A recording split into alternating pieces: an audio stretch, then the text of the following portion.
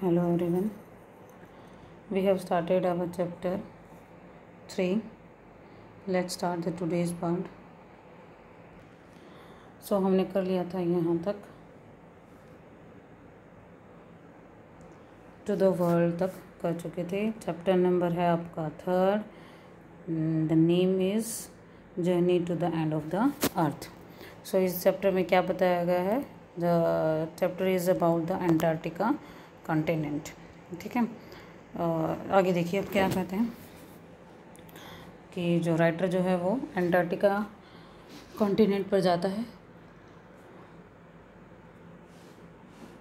For a sun worshipping South Indian like myself. कि जो writer जो है वो कहाँ का है? साउथ इंडिया का है. तो सन वर्शिपिंग मीन्स कि उसकी वो आगे लोगों की हैबिट है कि वो लोग सन की पूजा करते हैं. तो मेरे जैसे व्यक्ति के लिए जो एक सन की पूजा करता है, 2 weeks in a place where 90% of Earth total's ice volumes are stored is a chilling prospect. कहता है कि मेरे जैसे व्यक्ति जो साउथ इंडिया से बिलोंग करता है, जो सन की पूजा करता है, उसके लिए मोर देन 2 weeks एक ऐसे प्लेस पर रहना जहाँ पर 90% ऑफ अर्थ यानी कि 90% of the area of that part is covered with the ice. कि लगभग 90% वहाँ का एरिया बर्फ़ से ढका हुआ है.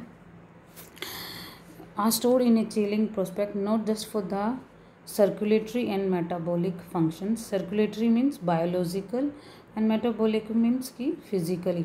कि मीन्स कि ये मतलब ये इतनी कड़ाके की ठंड है कि ये सिर्फ बायोलॉजिकल और हमारे फिजिकली फंक्शन को ये अफेक्ट नहीं करती है, but also for the imagination. It also affects our imagination. यानी कि हमारी सोच, हमारी कल्पना शक्ति भी यहाँ आकर क्या हो जाती है?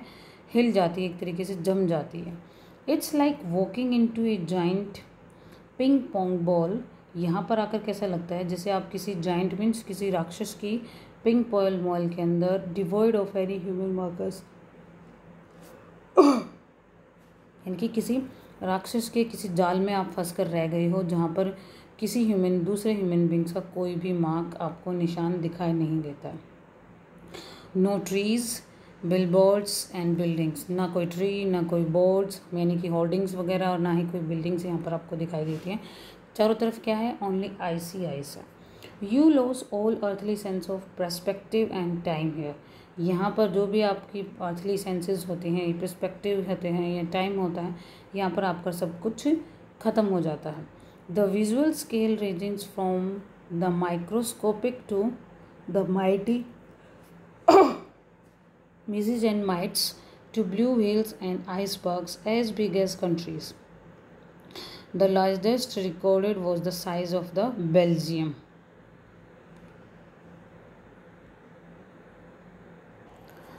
देखिए क्या कहता है राइटर कि that the visual scale ranges from the microscopic to the mighty. कि मीन्स छोटे से जानवर से, ऑर्गेनिज्म से लेकर बड़े बड़े जो आपके यहाँ पर एनिमल्स या पाए जाते हैं वो क्या है? व्हेल्स मछली यहाँ पर इन आइसबर्ग्स में पाई जाती हैं, जो कि बहुत बड़े लार्ज साइजेस की होती हैं. एंड द लार्जेस्ट जो यहाँ पर रिकॉर्ड किया गया है वो किसकी साइज़ की है? बेल्जियम कंट्री की साइज़ की व्हेल्स भी यहाँ पर पाई जाती हैं. मीन्स यहाँ पर हर प्रकार के टाइप के आपको एनिमल्स भी मिल जाते हैं. Days go on and on in several 24 hour austral summer light. Means कि इसी तरीके से दिन यहाँ पर बीतते चले जाते हैं. 24 hour austral summer the light. Austral means कि ऑस्ट्रेलिया से, कि साउथर्न हेमिस्फीयर से जो लाइट गिरते हैं यानी कि सूरज की किरणें यहाँ पर हमेशा गिरती रहती हैं. And ubiquitous silence and interrupted only by the occasional avalanche or calving ice sheet. कि मीन्स चारों तरफ हमेशा शांति शांति होती है. कभी कभी इस शांति में इंटरप्शन होती है, वो भी किसी आइस शीट की वजह से. कोई अगर पिघल जाती है या कोई टूट जाता है आइसबर्ग, उसकी वजह से. It's an immersion that will force you to place yourself in the context of the earth's geological history. Means ये एक ऐसा प्लेस है जहाँ पर यू कैन फोर्स कि आप जहाँ पर आकर ये अपनी हिस्ट्री के बारे में, अपने पास्ट के बारे में सोच सकते हैं. अपना जो आपका हॉरिजन है वहाँ के बारे में आप सोच सकते हैं.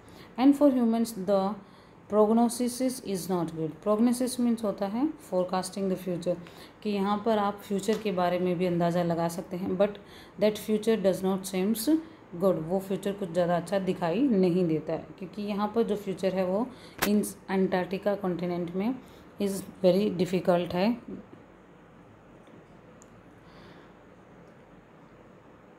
Human impact, human civilisations have been around for a paltry 12,000 years, कि भाई लगभग ह्यूमन सिविलाइजेशंस को कितना टाइम हो चुका है, 12,000 ईयर्स हो चुके हैं। Barely a few seconds on the geological clock, in that short amount of time we have manage to create quite a ruckus, eating and our dominance over nature with our villages, towns, cities, mega cities।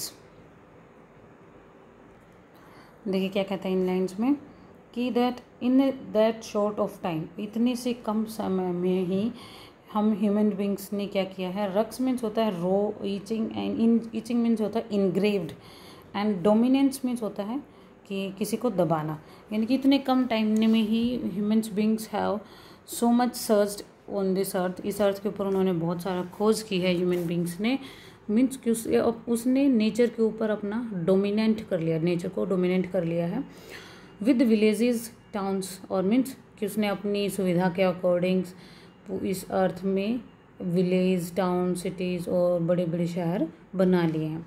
The rapid increase of human population has left us battling with other species for limited resources, कि means क्या कहता है कि human population जो है that is increasing day by day, and because of that जो other species हैं उनके लिए सोर्सेज क्या हो गए हैं, लिमिटेड होते जा रहे हैं। And the unmitigated burning of fossil fuels, means कि हमें फॉसिल फ्यूल्स के बारे में तो भूलना ही नहीं चाहिए। जो फॉसिल फ्यूल जो है वो क्या हो रहा है, डे बाय डे कम होता जा रहा है, सॉरी उसका डे बाई डे उसका यूज़ ज़्यादा होने की वजह से क्या हो रहा है, has now created a blanket of carbon dioxide around the world, कि means because of that use of fossil fuels, उसके कारण क्या हो रहा है, इस हमारे संसार के चारों तरफ एक कार्बन डाइऑक्साइड की एक चद्दर सी बन गई है, जो कि कहते हैं ना कि ओजोन के अंदर एक छेद हो गया है, इतने ज़्यादा पोल्यूशन हम लोग कर रहे हैं, which is slowly but surely increasing the average global temperature, जो कि बेशक से धीरे धीरे ही लेकिन इस ग्लोबल टेम्परेचर को डे बाय डे बढ़ाता चला जा रहा है। Climate change is one of the most hotly contested environmental debates of our time, कि मीन्स आज के टाइम में क्लाइमेट चेंज क्या है, इज़ ए हॉट टॉपिक है डिबेट का। Will the West Antarctica ice sheet melt entirely, कि means इस because of this climate change के कारण क्या जो वेस्ट एंटार्क्टिका की जो आइस शीट है, यानी कि जो वहाँ की जो बर्फ़ है वो पूरी तरह से पिघल जाएगी। Will the Gulf Stream ocean current be disrupted, क्या जो गल्फ स्ट्रीम है ऑफ ओशियन है क्या वो डिसरप्ट हो जाएगी।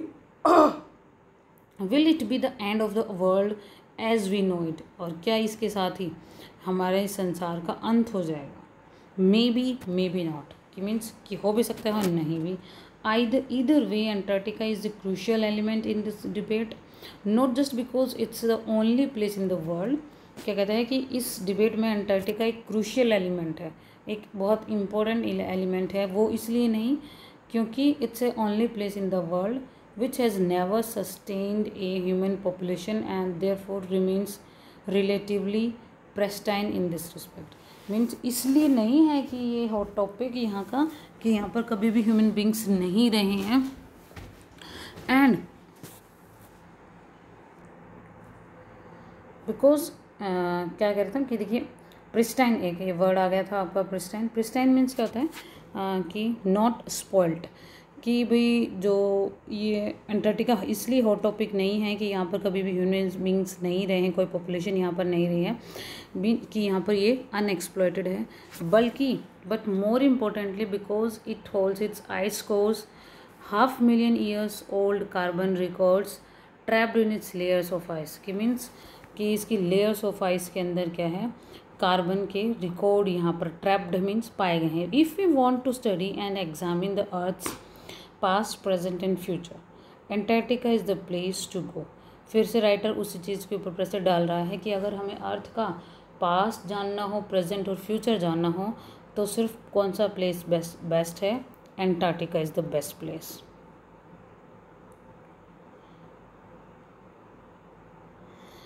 Students on ice, the program I was working with on Shoka Ski aims to do exactly this by taking high school students to the ends of the world and providing them with inspiring educational opportunities।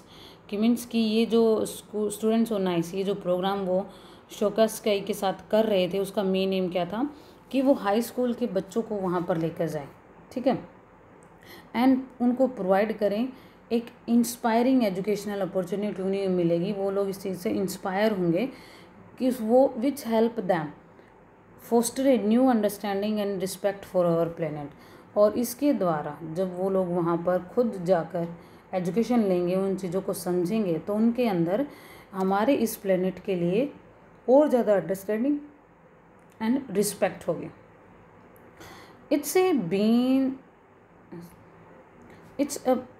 It's been in operation for 6 years now, headed by Canadian Geoff Green, who got tired of carting celebrities and retired rich curiosity seekers who could only give back in a limited way.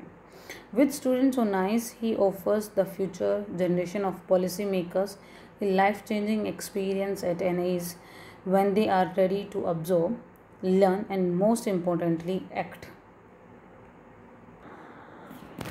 देखिए क्या कहता है इन line में poet writer, that it's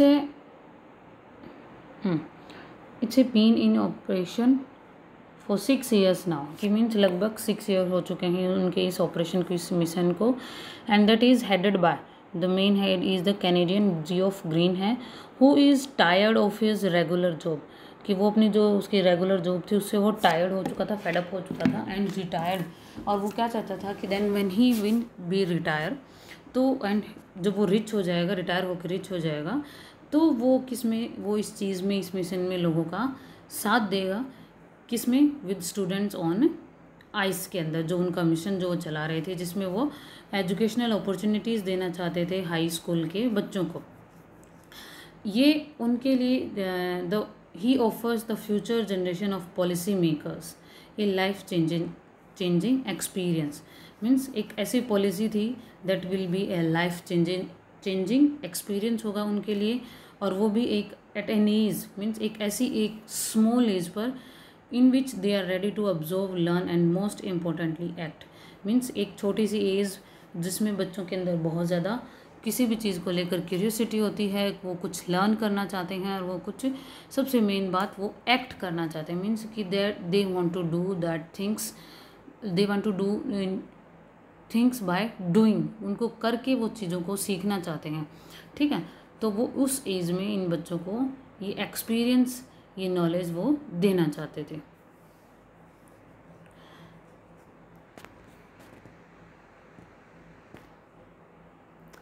So see you in the next video.